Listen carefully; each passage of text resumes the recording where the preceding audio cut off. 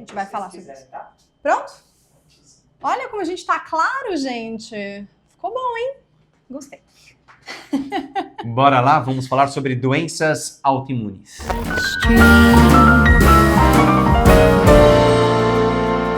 Doenças autoimunes, que na medicina oficial, né, são consideradas aquelas doenças que atacam o próprio corpo, ou seja, o nosso sistema atacando ele mesmo. E que não tem cura, só tratamentos que você vai ter que fazer o resto da vida para trazer alívio.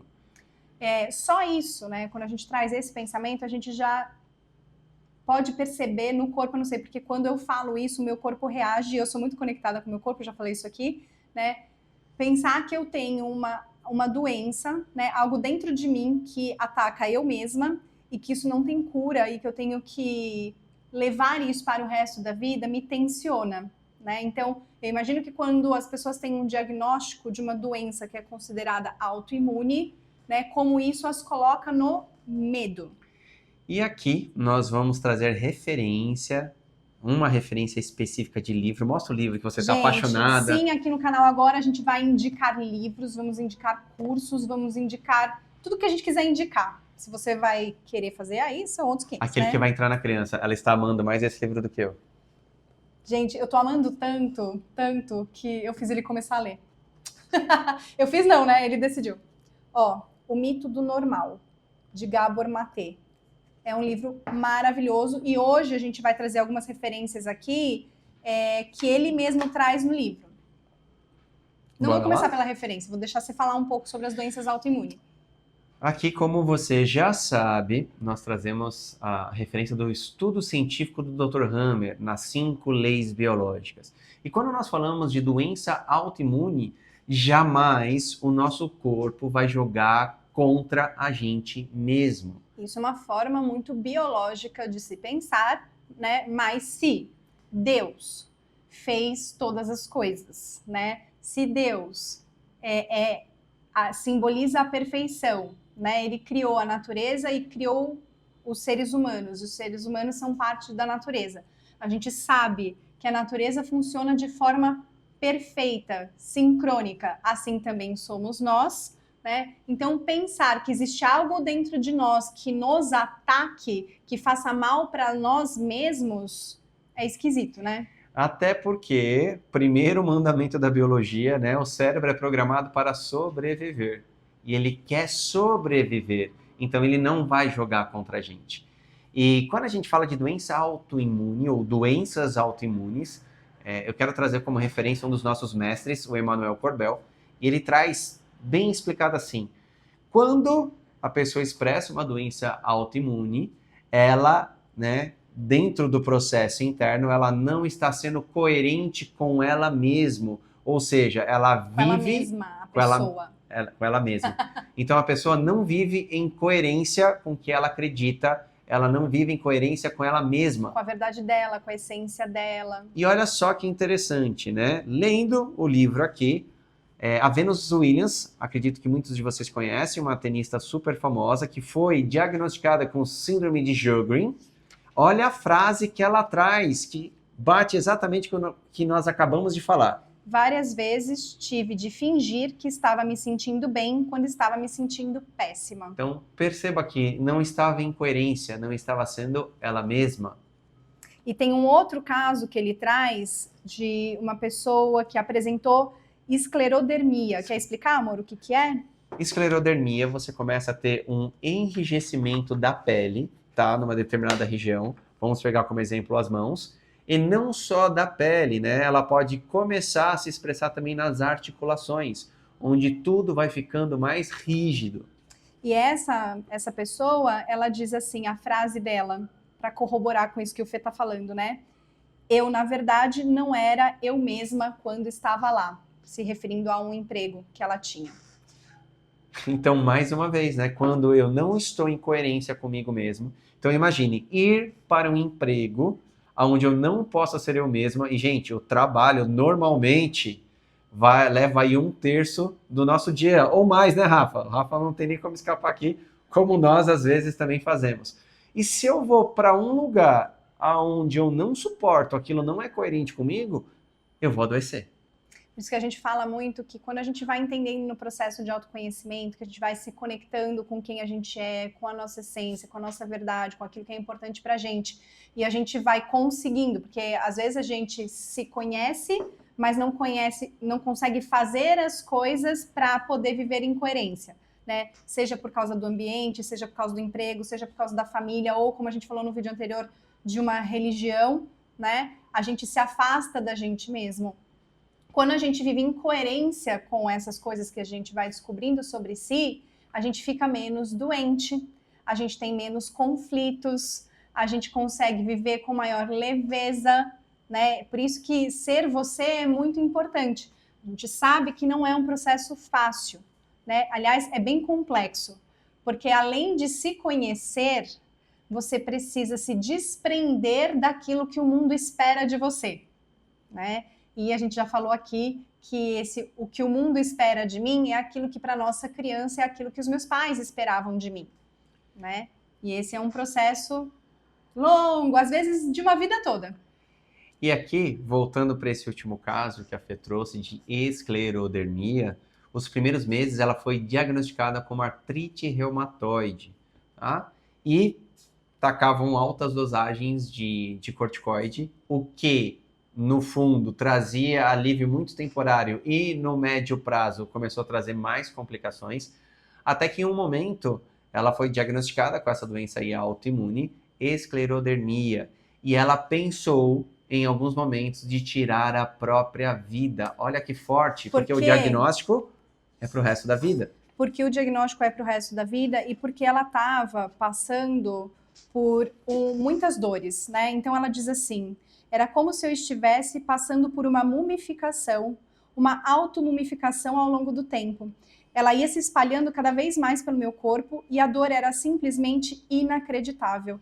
Eles me davam corticoides e me diziam que eu teria que tomá-los para sempre, que a artrite nunca sararia, que aquilo não tinha cura. Eu insisti em fazer testes para a esclerodermia e foi aí que eu descobri o meu diagnóstico 6 meses depois. Só que isso foi se intensificando de uma tal forma que ela não via saída mais, né? E aqui é muito importante, se você é terapeuta e acompanha a gente só fala da gente. Então o cliente está falando dele. Quando ela fala, eu estava me sentindo no processo de mumificação, ela está descrevendo exatamente o processo interno. E esse processo interno que estava acontecendo correspondia também ao conflito que ela estava vivendo. Não podendo ser ela, é como se ela fosse se sentindo presa, tensa. E uma outra coisa que ela traz aqui, né, que é interessante, que o próprio Gabor traz, que ele é um especialista em traumas, ele fala, se os profissionais que cuidaram dela tivessem perguntado sobre a vida dela, sobre as coisas que ela passou na vida, desde a infância, né, e como era o ambiente que ela estava vivendo, né, tudo que ela estava sentindo, desde que começaram os primeiros sintomas, eles teriam uma noção muito maior. Ó, eu vou até ler mais um trechinho aqui, ó. Se os médicos de Miyokei tivessem feito perguntas para ela quando tudo começou, quando ela começou a apresentar aqueles sintomas inquietantes, eles teriam sabido que ela sofrera 2 abandonos importantes antes de completar 1 ano. Nascida na Coreia, foi posta no orfanato pela mãe aos 6 meses, depois ela foi adotada por uma família evangélica que a criou rigorosamente. Antes dela completar 10 anos, a mãe adotiva teve um colapso nervoso. Em algum momento da adolescência, num acesso de remorso religioso, o pai adotivo confessou que tinha abusado dela sexualmente durante boa parte da primeira infância. Ela tinha reprimido tudo aquilo. E quando a gente tem traumas, assim, traumas muito fortes, esse é um mecanismo de proteção do nosso cérebro, né? A gente esquece aquilo que viveu para poder sobreviver. Né? Então, depois vai se comprovando, porque essa moça, ela melhorou. Hoje em dia, ela tá bem, né? Ou seja, ela não tem mais nada. Conforme ela foi olhando para esse passado, enfrentando essas dores, atravessando esse oceano que é tão difícil de olhar para esses traumas, para tudo que ela viveu, e ela pôde trabalhar isso, e ela pôde realmente olhar para isso, ela foi melhorando. E quantas vezes a gente não sabe, mas o sintoma, ele tá ali justamente para dizer pra gente, oi, então, tem uma história difícil aqui. Você precisa olhar para isso, né? Ou essa forma que você está vivendo não está funcionando para você, está te fazendo mal. O sintoma, né, ou a doença ou a enfermidade não é um inimigo de fora que te ataca, né, que quer o seu mal. É uma construção de um processo interno de muitas vivências do ambiente, dos estímulos, da sua percepção, né, que está dizendo para você, olha, não tá legal, né? Ou teve uma coisa que não foi legal que foi vivida, que você tá escondendo, né, que você tá guardando, que você precisa olhar para se libertar. Porque senão a gente fica congelado no trauma, a gente fica preso ali naquilo que aconteceu e a gente não consegue se libertar para fazer o organismo voltar ao equilíbrio. Ele está preso naquelas memórias que foram reprimidas por proteção, porque o cérebro quer sobreviver. E quando a gente mais uma vez vai para os estudos do Dr. Hammer, a primeira lei biológica traz que todo sintoma, né, tudo aquilo que se expressa no nosso corpo, que de alguma forma nos limita, começa por uma situação que nos pegou de surpresa e nós não conseguimos reagir. Isso define também a definição de um trauma. O trauma é uma ferida. Então, eu preciso entrar em contato com essa ferida, atravessar, como a Fê falou, para que isso deixe de ser um trauma. Para que isso descongele, né? E nós estamos hoje numa era, ó, as autoimunes estão subindo cada vez mais. Isso era uma coisa que eu queria trazer, que ele traz no livro, e a gente vem notando um aumento drástico das doenças autoimunes. Por quê?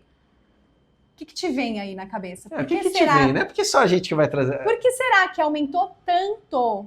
E aumentou muito, gente. Muito mesmo.